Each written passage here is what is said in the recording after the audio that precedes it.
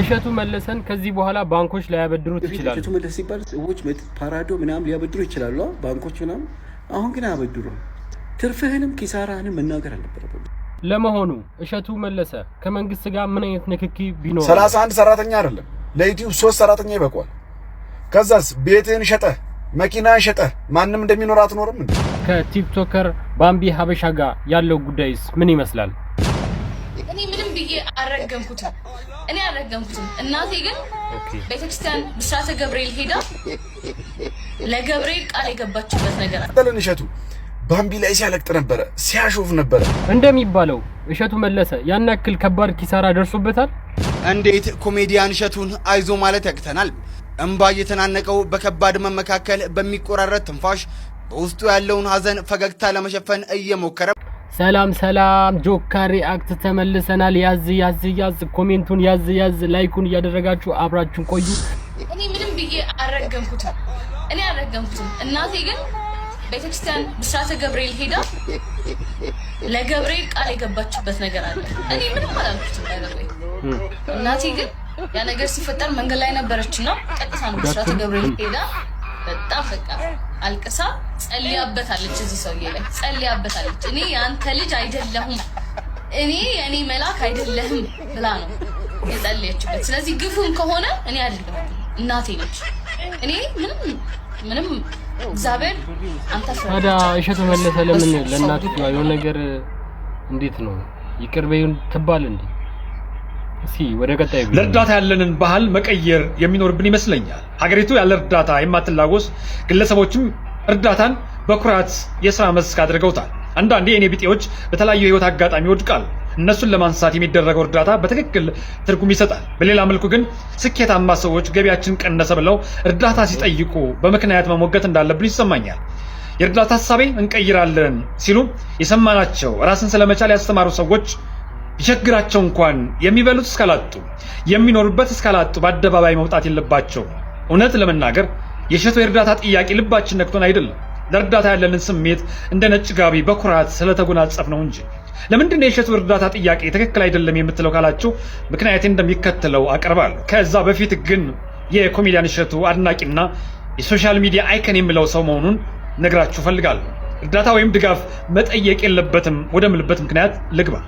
አንደኛ ምናልባትም ከ99% የማያንሰው ኢትዮጵያዊ ህልሙ የራሱን ቤት የራሱን መኪና እንዲኖረው በሚመኝበት ሀገር እሸቱ የራሱ ቤት እና መኪና ያለው ሰው በመሆኑ እገዛ መጠየቅ የልመና ሱስ እንጂ ቸግሮት ነው ብዬ ስለማላምን እገዛ እንደበላው እርዳታ መጠየቅ የለበትም። ሁለተኛ እሸቱ ምንም ስራ ሳይሰራ እስካሁን በለቀቃቸው ቪዲዮዎች ብቻ በየጊዜው እየገባን በማየታችን ብቻ የዩቲዩብ ወራዊ ክፍያ የእሸቱን ቤተሰብ ሊያስተዳድር ስለሚችል ይህንን እንተውና በተወሰኑ ሰራተኞች እሸቱ ስራ መስራት ስለሚችል። ሶስተኛ እሸቱ ስኬታማ ሆኖ ስለ ስኬት በተለያዩ መድረኮች አነቃቂ ንግግሮችን የሚናገር እና የጽናት ተምሳሌት የምንለው አይነት ስለሆነ አሁን ከስር ያለው ወድቅ ያለው ብሎ በመምጣቱ የእሸቱን ኢነርጂ ይዘው የሚሰሩ ወጣቶች መጨረሻቸው ከማሸነፍ ይልቅ መሸነፍ ተሸንፎ እጅ መስጠትን መማር ስለሌለባቸው በገዛና በልመና ካልሆነ ኪሳራው እንዴት መቋቋም ይችላል የሚል ጥያቄ እናንሳና ወደ መፍትሄው እናመራለን። አንደኛ የተከራያቸውን ቢሮዎች በመልቀቅ ከቻለ አንድ ትንሽ ቢሮ መከራየት፣ ካልቻለ ከገዛው አፓርታማ ቤት ውስጥ አንድ ክፍል ስቱዲዮ በማድረግ ስራውን መቀጠል፣ ሰራተኞቹን ቀንሶ ስራውን መስራት። እዚህ ላይ የሚነሳው እሱም እንደ ምክንያት ያነሳው የሰራተኞቹ መበተንና ስራት እንዳይኖር መስጋት ነው። ለዚህ መፍትሄ መስጠት ይቻል ነበር። መፍትሄው ሰራተኞቹ ሳይበተኑ የእሸቱ ድርጅት የተለያዩ ሙያ ያላቸው ሰራተኞችን በተለያየ የደሞዝ ደረጃ ለድርጅቶች የኮንትራት ስራ የሚሰሩ ሰራተኞች አሉን በማለት ዶንኪ ቲዩብ ወደ ቀድሞ አቅሙ እስከሚመለስ ስራ እንዲቀጠሩ ማድረግ ይቻላል። ለምን የእሸቱ አቅም እና እውቅና እንኳን ይሄንን ሌላ ስለሚያደርግ። ሶስተኛ ዶንኪ ቲዩብ ተወዳዳሪ ብቻ ሳይሆን በልጦ መገኘት ስላለበት በአሁኑ ወቅት ብዙ የሚዲያ ሰዎች ወይም ዩቲዩበሮች ያሉበት ጊዜ ስለሆነ ሁሉንም መቅደም ይገባዋል። ዋናው ነገር ትናንት በግል ጥረቱ ምንም ሳይኖረው ህይወትን አሸንፎ ስኬታማ የሆነው እሸቱ ዛሬ እንኳን ለሱ ለብዙዎች መድረስ በሚችልበት ዕውቀትና አቅም ገንብቶ ለልመና መውጣት አይገባም። ስል ምቀኛ ልትሉ ትችላላችሁ። ምቀኝነት የሰው ልጅ የሚበላ መድኃኒት የሌለው በሽታ መሆኑን ስለምረዳ አልመቀኝ። ምቀኝነት ኃጢአት ብቻ ስለሆነ አይደለም የማልመቀኘው፣ በቁም መሰቃየት ስለማልፈልግ ነው። ጸልተው ነው እንዳትሉኝ በጣም አድናቂው ነኝ። ሐሳብ የመነጨው ከቅናት አይደለም ከኩራት ነው። እሸቱ እርዳታ ጠየቀ ማለት ሶሻል ሚዲያው ውስጥ ያለውን አሰራር ጥያቄ ውስጥ ይከተዋል። ብዙ የሚረዱ ሰዎች ባሉበት የዕለት እንጀራ ቁራሽ ያጡ ሰዎች በሚለምኑበት ሚዲያ እሸቱን ማየት ስለማይገባ ለእሸቱ እገዛ የምታጨበጭቡ ሰዎች ታይታ መፈለግ እንጂ ምክንያት የላቸው። በዚህ ዘመን ብዙ እናቶች ጓዳቸውን ዘግተው ልጆቻቸውን መመገብ በማይችሉበት ሀገር የእሸቱ ድርጅት ገቢ መቀነስ የሚያሳዝን ነው ብዬ አላምንም። በነገራችን ላይ በሶሻል ሚዲያ የቤተ ክርስቲያን ገቢ የሚያሰባስቡ በፐርሰንት ከተሰበሰበው ላይ እንደሚካፈሉ ስሰማ ለኔ አዲስ ነው። እንደዛ ከሆነ የገንዘብ ሱስ ከሌለባቸው ሀብታሞች ናቸው። መጨረሻ ላይ አጠቃላይ እነግራችኋለሁ። ሲንክ ወደ ቀጣዩ ደግሞ ሐሳብ እንገባ። ህፃናት ልጆችን በማባለግ ነው ኦልሞስት ከእድሜያቸው በላይ እንዲናገሩ በማድረግ ከማህበረሰቡ እሴት ውጪ ከማህበረሰቡ ባህል ውጪ የራሱን ልጅ ከማያሳድግበት እሴት ውጪ ሚዲያ ላይ ልጆቹን በማምጣት በልጆች የፈመሰ ነው። ነገር ግን ይሄ ሀገር ዲሞክራት መሆኑን ማረጋገጫው አንዱ ፖይንት እሸቱ መለሰ በተጠና መንገድ ስክሪፕት ጽፎ አርቲኩሌት አድርጎ መሪዎች እንዲሰደቡ፣ መሪዎች እንዲንጓጠጡ፣ ስርዓት እንዲሰደብ የሌሎች ድብቅ የፖለቲካ ፍላጎት ያላቸው ሰው ሳታየር አድርጎ በራሱ ሚዲያ ላይ ህፃናትን አምጥቶ ስርዓትን ሲያሰድብ የከረመ ሰው ነው። ለኔ ያሳዝነኝ መሪውን የማያከብር ትውልድ ሲፈጥር የነበረ ሰው ነው። መሪውን በስርዓት አድጎ በስሎ ክሪቲሳይዝ ማድረግ የማይችል ትውልድ እንዲሁ በጭፍኑ ገና ሳያድግ እሱ የማይፈልገውን የፖለቲካ ሐሳቤ በህፃናት ላይ እየጫነ ልጆችን እንደዛ እንዲያደርጉ ሲያደርግ የከረመ ሰው ነው። ከዚህ በፊትም በርካታ አውርተናል። ይሄን ሁሉ ነገር ሲያደርግ ግን የሱ ልጆች እንኳን ለሚዲያ ሊቀርቡ ቴሌቪዥን የማየት እድል የላቸው። ምክንያቱም ከሴት ውጪ እንዳያድጉ ባለጌ እንዳይሆኑ ማለት ነው። እድሜያቸውን በሚመጥን መልኩ እንዲያልፉ። ቀጥል እሸቱ መለሰ እጅግ በጣም እብሪት ያለበት ትዕቢት ያለበት እጅግ በጣም ቴክኒካሊ ነገሮችን ሁሉ በሃይማኖት መነጽር የሚያይ ተቋሙን ፈትሹት። ተቋሙን ስፈትሹት እሱ በሚለው ኢትዮጵያዊነት በኢትዮጵያዊነት ልክ የተሰፋ ተቋም የለውም። 31 ሰራተኛ የሚለው ሰው መብቱ ነው በአደባባይ ሲሆን፣ በአንደበቱ ኢትዮጵያዊነትን፣ ህብረ ብሔራዊነትን፣ ህብረ ሃይማኖታዊነትን ሰብኮ በተግባር ግን ሌላ ሲሆን እሸቱ ነው መገለጫው ማለት ነው። ቀጠልን እሸቱ ባምቢ ላይ ሲያለቅጥ ነበረ፣ ሲያሾፍ ነበረ። ዛሬ መጥቶ ትላንትና በሚል ይሄ ኤክስፒሪያንስ ባገኘበት የልመና መስክ መጥቶ ዛሬ ለመለመን በጣም ጠንከር ያለ ሐሳብ 31 ሰራተኛ አይደለም ለዩቲዩብ 3 ሰራተኛ ይበቃዋል። ከዛስ ቤትህን ሸጠህ መኪናን ሸጠህ ማንም እንደሚኖር አትኖርም እንዴ? ለብሮ እርዳታ የሚደረግለት ለእሸቱ መለሰ መሪ ስላሰደበ፣ ሀገር ስላዋረደ፣ ትውልድ መሪን የሚጠላ ትውልድ ስለፈጠረ፣ አድገው ሲያዩት የሚጸጸቱበትን ንግግር ህፃናት እንዲናገሩ ስላደረገ፣ በአራት ዓመቷ ያልሞላት ልጅ አረቄና ጠላ ጠጣለው ብላ እንድትል ስላደረገ፣ እዚህ በጣም ከባድ ንግግር ነው የተናገረው። እስኪ የኔ ሐሳብ መጨረሻ ላይ ነው የምነግራችሁ። እንዴት ኮሜዲያን እሸቱን አይዞ ማለት ያቅተናል? እንባ እየተናነቀው በከባድ መመካከል በሚቆራረጥ ትንፋሽ በውስጡ ያለውን ሀዘን ፈገግታ ለመሸፈን እየሞከረም የዶንኪቲው መስራች ኮሜዲያን እሸቱም የበርካቶችን ልብ የነካ አንድ ቃልን ተናገረም። 31 ሰራተኞችን ላባረር ነው ስል ቢያንስ እንዴት አይዞ አትሉኝም? ይህ የኮሜዲያን እሸቱ ልብ የሚሰብር ንግግር ነው። በደስታውና በስኬቱ ጊዜ ሲከቡት የነበሩ የቅርብ ወዳጆችና ተከታዮቹ በዚህ ፈተና ሰዓት ድንገት መሬት ተከፍታ የዋጠቻቸው ይመስል ፊታቸውን ማዞራቸው እጅጉኑ የሚያስተዛዝብ ድርጊት ነው።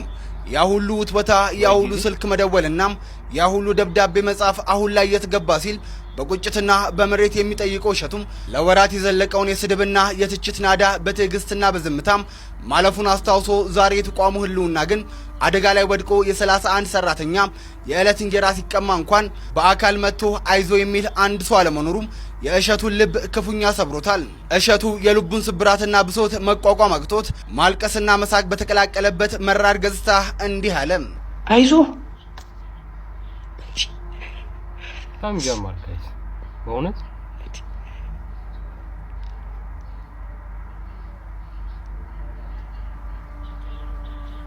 ችግር የለውም 31 ሰራተኛ ቢባረር ማለት ነው የእናንተ ስለተሰራ ይብቃኝ። ለማንኛውም ሌላ ነገር ውስጥ አልግባ። ሰው ማለት ሰው የሚሆን አንድ የመጨረሻ በጣም አስተማሪ ይሆናል ብዬ ማስበው ሐሳብ ከነዚህ ሰዎች ለወጣ ያለ ሐሳብ ያለው እንደ ሐሳብ እኔም ብዙ የተማርኩበት ወንድም አይመኔታ የሰጠው ሐሳብ ነው። እስኪ እሱን ሐሳብ በደንብ እናዳምጡት እናንተ።